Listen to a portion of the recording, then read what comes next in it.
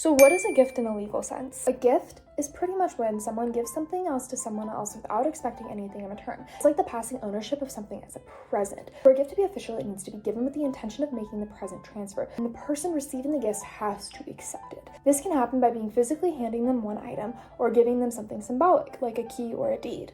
Delivery. This is how the gift gets to the person receiving it. It can be done either physically by giving them the item or by giving them something that represents the control over it. So even if you can't physically hand over the gift, like if it's a big car or something, you can still transfer ownership by giving them something that shows you're handing it over, like a document or a key or a deed. In a nutshell, a gift is when you give something without expecting anything back, and the delivery is how you make sure that the gift gets to the person receiving it, whether it's by handling them with the item or something that represents it. There are some basic things that are required for an item to be considered a gift.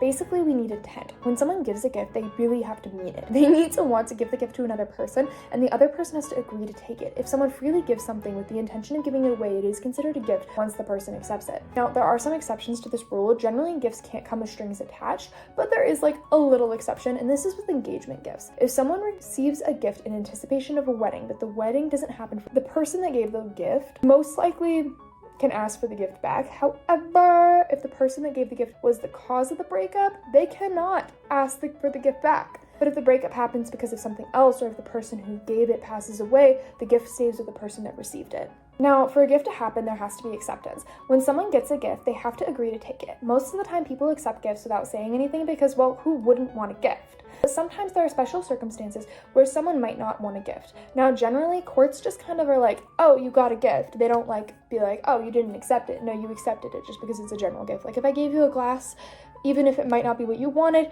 you're probably going to take it because it's not burdensome to you. However, if there's something that's burdensome or impractical and it might cause you problems, such as me giving you an elephant, or maybe I give you a broken down car, you can be like, oh, I don't want that gift because that's impractical for me and actually does more harm than good for me. And therefore, in the court of law, you're most likely able to be like, nah, I'm gonna turn that girl down. Now, there are like two classifications to how a gift is given. While the person giving the gift is still alive, which is inter vivos, or as a kind of last wish before the person passes away, which is causa mortis. I could be saying this wrong. It's in Latin. Latin's a dead language. I don't speak Latin, but I hope I'm doing it semi-right because I do have a test on this.